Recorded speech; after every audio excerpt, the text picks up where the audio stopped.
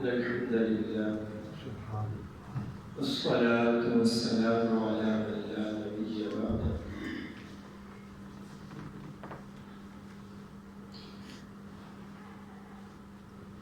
سورة الأعراف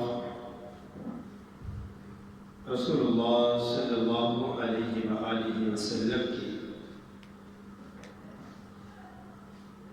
مکی زندگی کے آخر میں نازل ہوئی۔ یہ وہ دور تھا جب قریش رسول اللہ صلی اللہ علیہ وآلہ وسلم کو قتل کرنے کے منصوبے بنا رہے تھے۔ تو اللہ تعالیٰ نے اس سورت کے ذریعے قریش مکہ کو قوموں کی ہلاکت کی تاریخ اور اس کے اسباب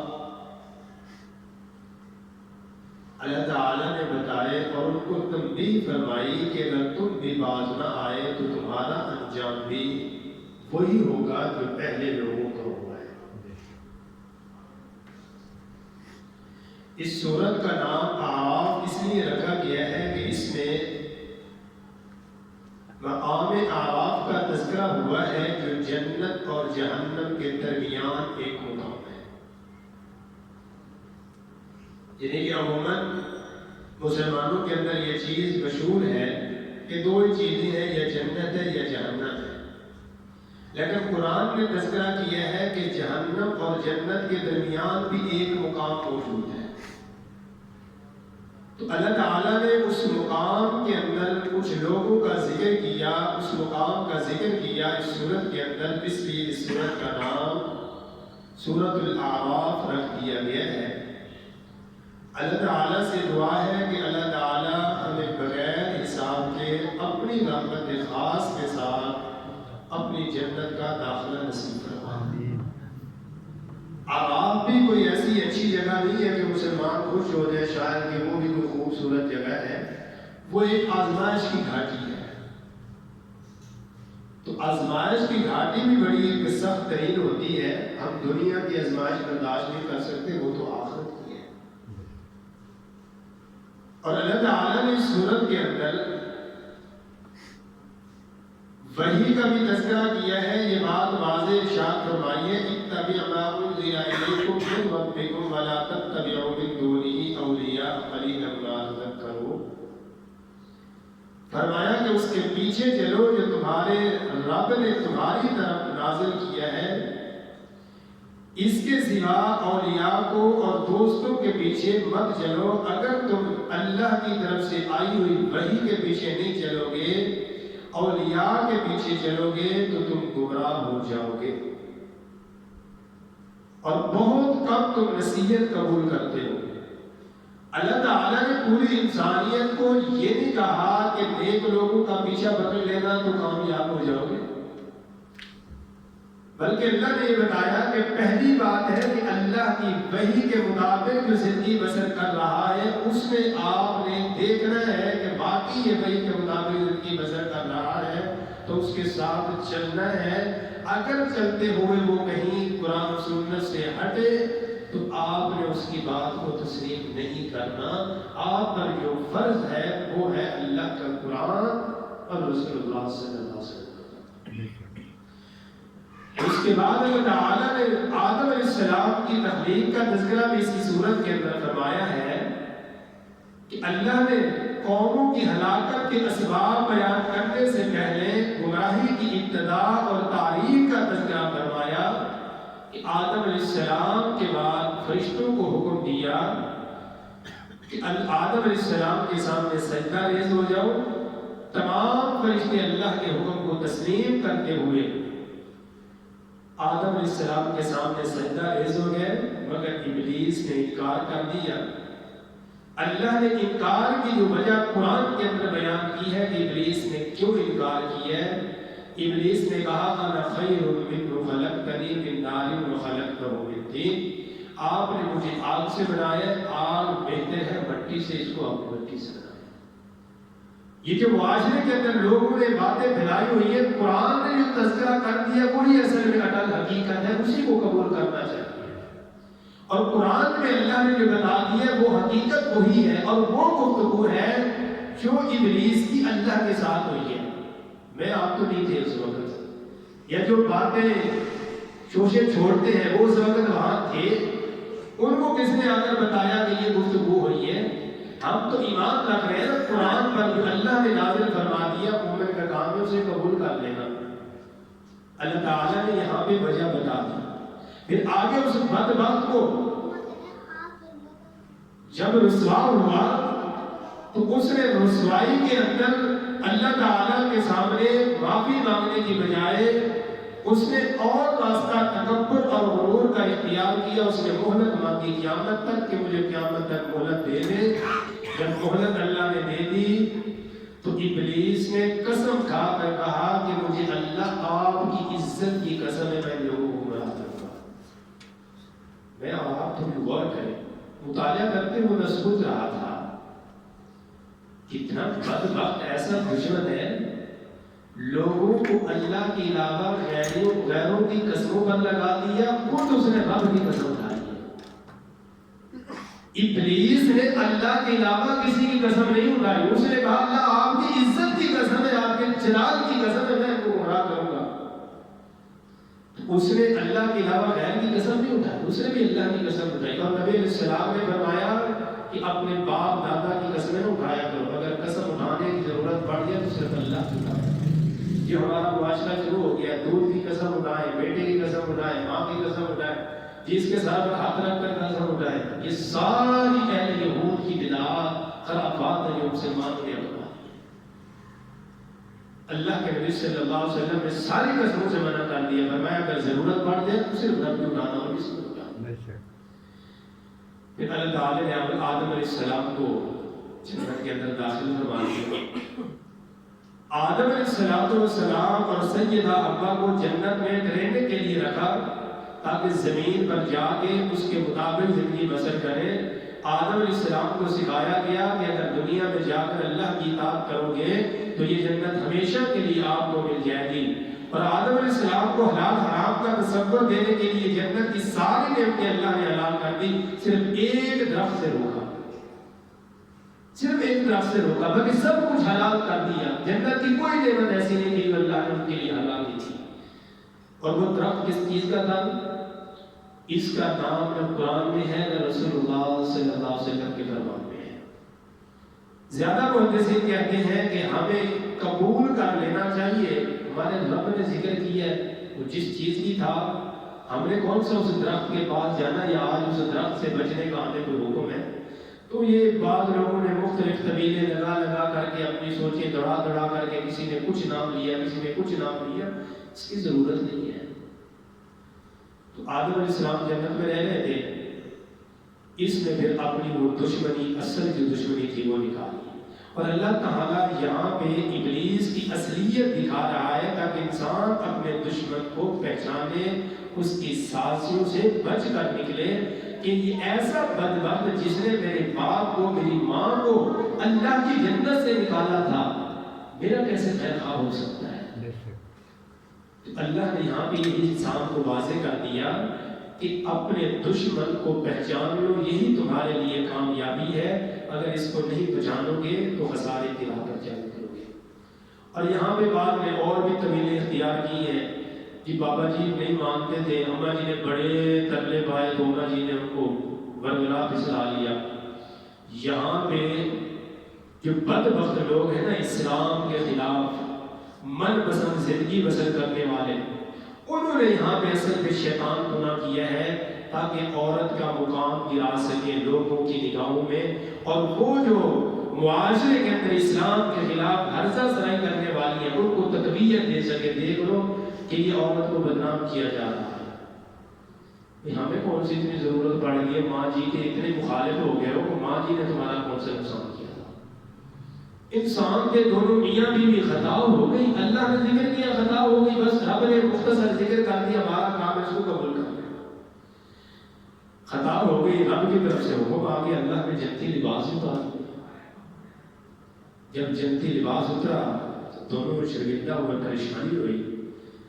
جنت کے جو درخت تھے ان کے پتوں سے اپنے سطر کو ڈھانپنے لگے پھر اللہ تعالیٰ نے زمین پر اتارا. اب یہ انداز بھی نہیں پتا تھا کہ اب اللہ کو منایا کیسے جاتا ہے. یہ پہلا منظر تھا. آدم علیہ السلام محمد جی حوا علیہ السلام بڑے پریشان. اللہ نے جنت سے اتار دیا, زمین پر آ گئے. پھر رب نے ہی دعا سکھلائی. فرمایا فتلقى آدم من ربه کلمات, ہم نے کلمات سکھلائے. اور کلمات اسی صورت کے اندر بیان ہوئے ہیں. ربنا ظلمنا انفسنا وان لم تغفر لنا وترحمنا لنكونن من الخاسرین. دونوں نے کہا ہے ہمارے پروردگار ہم نے اپنی جان پر ظلم کیا ہے, اگر آپ نے ہمیں نہ بخشا, ہم پر رحم نہ کیا, یقیناً ہم خسارہ پانے والوں میں سے ہو جائیں گے. پھر میرے رب نے اپنی رحمت فرمائی. اور بعض علماء نے یہ بھی بیان کیا ہے کہ اخلاص کے ساتھ اس دعا کو پڑھتے رہیں. جیسے اللہ نے بابا جی آدم اور حوا علیہ السلام کی توبہ کو قبول فرما لیا, اللہ اپنے بندوں کی توبہ ضرور قبول فرمائے گا. پھر اللہ نے زمین پر اتارتے ہوئے پابند کیا کہ زمین کے اندر جا کر آپ نے اللہ کی طرف سے جو وحی آئے گی اس وحی کو قبول کر کے اسی میں ہی تمہاری کامیابی اور نجات ہے. آگے اللہ تعالیٰ نے انسان کے لباس کا تذکرہ کیا ہے. فرمایا کہ ہم نے تمہیں بہترین لباس دیا ہے تاکہ تم اپنا سطر چھپا سکو اور اس لباس کے ذریعے زینت اختیار کر سکو. اور پھر فرمایا کہ بہترین لباس تمہارا تقویٰ ہے, یہ بہترین چیز ہے اور یہ اللہ کی نشانیوں میں سے نشانی ہے تاکہ تم نصیحت حاصل کرو. پھر آگے اللہ تعالیٰ نے دوسرا حکم دیا ہے. فرمایا کہ تم جب مسجد کے قریب آؤ تو لباس خوبصورت استعمال کر لیا کرو. حضور زینتکم, زینت اختیار کر لیا کرو. میں اکثر ایک بات عرض کرتا ہوں, ہم کسی دوست کے پاس جائیں یا کسی ایسی محفل میں جائیں جہاں ہمیں بلایا گیا ہو, دعوت دی گئی ہو, ہم گھر والے وہ کپڑے جو ہم نے صبح پہنے ہوں, ایک دن گزرا ہوا ہو, ہم وہ پہن کے نہیں جاتے. یار پورے کائنات کے رب کی عدالت میں ہم آتے ہیں تو کس طرح سے آتے ہیں؟ کبھی یہ خیال بھی آیا یار اللہ کے سامنے ہم جا رہے ہیں, دنیا والوں کے سامنے ہم جائیں تو ٹھاٹ بھاٹ سے جاتے ہیں, خوشبو لگا کے جاتے ہیں, کپڑے تازے پریس کر کے جاتے ہیں, تو رب کی عدالت میں آتے ہوئے کیوں ہمیں پریشانی نہیں ہوتی کہ اللہ کے سامنے جا رہے ہیں, ہمارا لباس تو اچھا ہو, ہم خوبصورت ہو کر جائیں. تو اللہ تعالیٰ کی رحمت بھی اتنی زیادہ انسان پر برسے گی جتنا انسان اہتمام کے ساتھ آئے گا, کیونکہ یہ عام بندہ نہیں ہے. نبی علیہ السلام نے فرمایا مسجد میں آنے والا رب کا مہمان ہے. تو اللہ کے ہم مہمان بننے آئے, دنیا کا کوئی دنیا دار بلائے تو اس کے مہمان بننے کے لیے ہم کتنا کچھ کرتے ہیں. تو اللہ کے مہمان بن کر آتے ہیں تو اس کے لیے ہمیں اہتمام کرنا چاہیے. آگے اللہ تعالیٰ نے اسی لباس کے ساتھ انسان کو پابند کرتے ہوئے آگے فرمایا کہ اللہ تعالیٰ کی اطاعت اور عبادت کے اندر زندگی بسر کر, یہی تمہارے لیے کامیابی ہے اور اسی کے اندر تم نجات پا جاؤ گے. اور اللہ تعالیٰ نے بے حیائی کے کاموں سے بھی انسان کو روکا ہے, منع کیا ہے. اور اسی صورت کے اندر اللہ تعالیٰ نے جہانیوں کا آپس کے اندر جھگڑا بھی بیان کیا ہے اور یہ بھی ذکر کیا ہے کہ جہنمی لوگ جو ہے وہ جنت کے اندر کبھی نہیں جائیں گے, جو ہمیشہ ہمیشہ کے لیے جہنمی ہے. ایک بات یاد ہے, جو کافر ہے, مشرک ہے, منافق ہے, اس نے جہنم میں جانا ہے پھر نکلنا نہیں, وہ ہمیشہ جہنم ہے. ایک ہے مومن, اس نے اللہ پر ایمان رکھا ہوا ہے, اس کے دامن میں توحید ہے, لیکن انسانی ناطے سے خطائیں اتنی ہو گئی, گناہ اتنے ہو گئے, اللہ چاہے تو ان کی سزا دینے کے بعد پھر ان کو جہنم سے نکال دے گا. اللہ تعالیٰ ہم سب کو محفوظ فرمائے. بچنے کی دعا کرنی چاہیے, جہنم کے منتظر نہیں ہونا چاہیے. یہ اس سے بڑی بدبختی کیا ہوگی انسان کے اندر, کوئی بات نہیں, کلمہ تو بڑا ہے نا, زیادہ سے زیادہ کیا ہوگا, آگ میں چلے جائیں گے, آخر اللہ نکال ہی دے گا. تو یہ بڑا ظلم ہے, یہ بہت بڑی ناانصافی. انسان اپنے اللہ پر کوئی امید رکھ ہی نہیں رہا. تو اللہ تعالیٰ نے پھر آگے چل کر اگلی بات فرمائی کہ جو جنت کے اندر ہوں گے ان کے دلوں کے اندر نہ کینہ ہوگا نہ حسد ہوگا. فرمایا اللہ تعالیٰ کا وہ حکم ماننے والے ہیں. اور آگے فرمایا کہ اللہ تعالیٰ نے دعا کے کچھ آداب بھی بیان کر دیے کہ رب کے ساتھ سب نے مانگنا ہو تو عاجزی اور انکساری کے ساتھ دھیمے انداز میں اور تنہائی میں مانگے تو اس کی بڑی لذت ہے۔ اللہ تو وہ عظیم ذات ہے، زبان نہ بھی ہلائے رب تب بھی قبول کر لیتے ہیں۔ اصل میں انسان اپنے رب سے کال ملائے، یقین کرے تو پھر رب کی رحمت آتی ہے۔ آگے اللہ تعالیٰ نے مختلف قوموں کا تذکرہ کیا، نوح علیہ السلام کی قوم کا ذکر کیا، قوم عاد کا ذکر کیا، قوم سمود کا ذکر کیا، لوط علیہ السلام کی دعوت کا ذکر کیا اور ان کی قوم نے جو جواب دیا اس کا ذکر کیا، شعیب علیہ السلام کی دعوت اور اس کی قوم کے جواب کا بھی اللہ تعالیٰ نے آگے ذکر کیا۔ تو یہ ساری چیزیں اللہ تعالیٰ نے تفصیل کے ساتھ انسان کو سمجھائی ہیں۔ اس کے ساتھ اللہ تعالیٰ نے ایمان اور تقوی کا ذکر کرتے ہوئے فرمایا کہ اگر یہ دو نعمتیں اپنے اندر پیدا کر لو گے تو ہم تمہارے لیے برکات کے دروازے زمین و آسمان سے کھول دیں گے۔ یعنی کہ تمہارے اندر ایمان اور تقوی آ جائے تو آسمان سے بھی برکات کے دروازے کھلیں گے، زمین سے بھی کھلیں گے۔ آگے اللہ تعالیٰ نے دنیاوی عذاب کے اسباب بھی بیان کیے ہیں۔ موسیٰ علیہ السلام اور قوم فرعون کی کشمکش کو بھی اللہ نے ذکر کیا ہے۔ اللہ کا عذاب دن کو آئے یا رات کو آئے، اس کے عذاب سے کوئی بچ نہیں سکتا۔ موسیٰ علیہ السلام اور جادوگروں کا مقابلہ بھی اللہ تعالیٰ نے اور فیصلہ بھی اسی صورت کے اندر بیان کیا ہے۔ موسیٰ علیہ السلام کے معجزات کو بھی اللہ نے صورت کے اندر بیان کیا ہے، اور قوم فرعون پر آنے والے عذابات کا تذکرہ بھی اسی صورت میں اللہ نے فرمایا۔ بنی اسرائیل کی ہجرت کے بعد احوال بھی اللہ نے اسی صورت میں ذکر کیے۔ بنی اسرائیل نے بتوں کو بنایا اور انہوں نے پوجا کی، اس کا بھی اللہ نے ذکر کیا۔ موسیٰ علیہ السلام نے اللہ تعالیٰ کو دیکھنے کا مطالبہ کیا۔ موسیٰ علیہ السلام کے اللہ تعالیٰ کو اللہ کے پاس ہم کلام ہوئے کوہ طور پر، تو آواز سنی، پوری کائنات کے رب کی آواز کی کشش نہیں ہوگی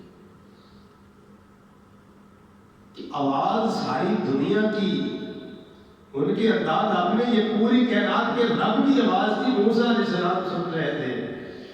تو جذبات بڑھ گئے، اللہ آپ کی بات اتنی خوبصورت ہے، میں آپ کو دیکھنا چاہتا ہوں، فرمایا میرے موسیٰ ضد نہ کرو۔ پھر لاڈلے پیغمبر تھے، کہا نہیں اللہ نے کہا اچھا ایسے کرو، جس پہاڑ پر کھڑے ہو نا، اس پہاڑ پہ دیکھنا میں اپنے نور کی تجلی نازل کرتا ہوں، اگر یہ پہاڑ اپنی جگہ پہ رہ گیا قائم تو تم مجھے دیکھ لے گا۔ مفسرین کہتے ہیں یہ جو ناخن ہے نا، ناخن، اس کے جو نچلا حصہ ہے، اس کے بھی ایک حصے کے برابر میرے رب نے اپنے نور کی تجلی نازل فرمائی۔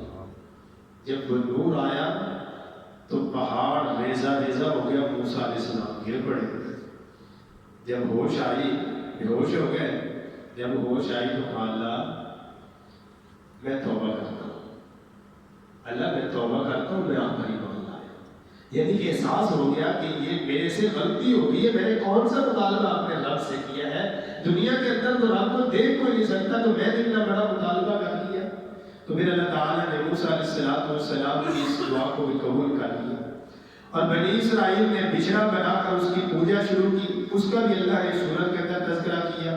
تورات اور انجیل میں رسول اللہ صلی اللہ علیہ وسلم کے اوصاف اللہ نے جو بیان کیے ہیں ان کا تذکرہ بھی اسی صورت میں کیا۔ محمد رسول اللہ صلی اللہ علیہ وسلم تمام انسانیت کے لیے رسول بنا کر مبعوث کیے گئے ہیں۔ پہلے رسول آتے تھے مختلف بستیوں کی طرف، لیکن نبی علیہ السلام آئے ہیں پوری انسانیت کی طرف۔ کوئی ایسا خطہ نہیں ہے جہاں پہ رسول اللہ صلی اللہ علیہ وسلم کی نبوت کا سکہ نہیں چلتا۔ نبی علیہ السلام نے فرمایا جہاں سورج طلوع ہوتا ہے، چاند طلوع ہوتا ہے، دن رات بدلتے ہیں، وہاں تک میں محمد صلی اللہ علیہ وسلم کی نبوت ہے۔ یعنی کہ کوئی ایسا خطہ نہیں ہے جہاں تک لوگوں کو محمد رسول اللہ صلی اللہ علیہ وسلم کی نبوت کا اقرار نہ ہو۔ یہ الگ بات ہے، کوئی قبول کرے نہ کرے، ان تک پیغام ضرور ہوتا ہے۔ آگے اللہ تعالیٰ نے بنی اسرائیل پر جو احسانات کیے ان کا تذکرہ کیا، پھر بنی اسرائیل کے کرتوت اور ان پر آنے والے عذابوں کا بھی اللہ نے سورت کے اندر تذکرہ کیا۔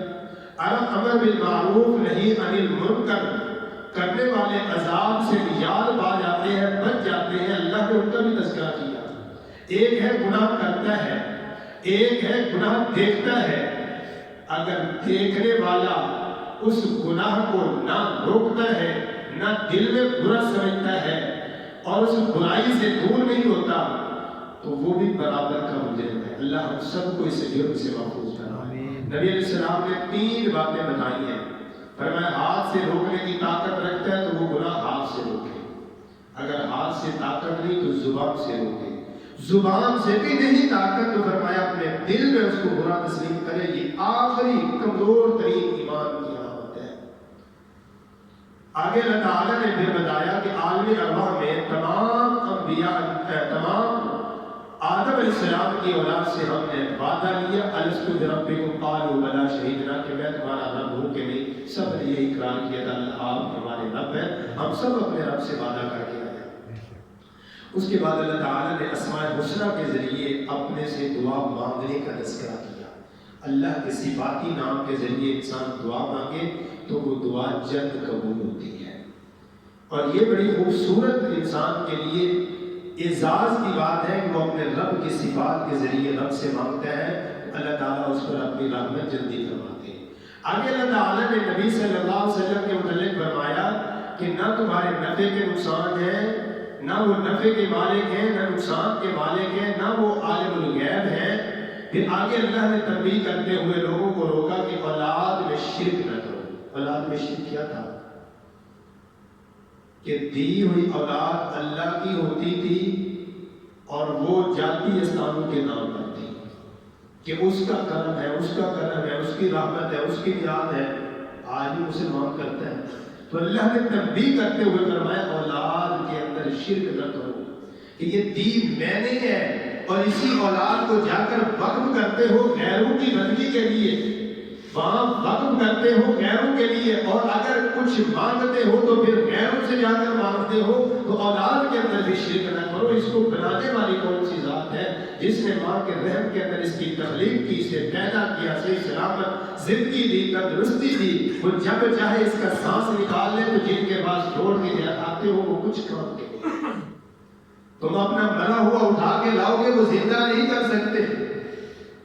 تو جو سانس کے بھی مالک نہیں ہے ان کو کیوں تم اللہ کے لیے اپنی اولاد کو وقف کرتے؟ تو کچھ اعزاز تھا تم ان کے لیے وقف کر کے آتے ہیں.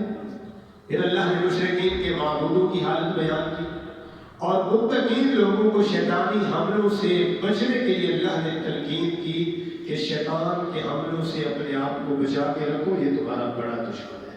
اور ایسا دشمن ہے جو نظر بھی نہیں آتا اور وار بھی ایسے ایسے کرتا ہے کہ جو ایک وہ ضرب لگا دیتے پتہ بعد میں چلتے ہیں جب انسان نقصان اٹھا چکا ہوتا ہے. آگے اللہ نے قرآن سننے کے آداب بیان کی. آخر میں فرمایا جب قرآن سنا پڑھا جائے تو اس کو خاموشی کے ساتھ، بڑے ادب کے ساتھ، احترام کے ساتھ سنے، اور جب اپنے رب سے مانگے تو گر گرا کر عاجزی سے دھیمے انداز میں اللہ کی پھر تم پر رحمت آئے گی. اور اس کے بعد اللہ تعالیٰ نے اسی سورت کے آخر میں ایک سجدہ آیا ہے، اور قرآن پاک کے اندر 15 مقامات ایسے ہیں جہاں سجدے آئیں گے، یعنی کہ پورے قرآن کے 15 سجدے ہیں. اس سورت کی آخری آیت پہ پہلا سجدہ ہے، اس کے بعد آگے 14 سجدے اور آئیں گے. اللہ سے دعا ہے جو چند باتیں عرض کی ہیں اللہ مجھے اور آپ کو عمل کی توفیق نصیب فرمائے. اقول قولی ھذا والحمد للہ.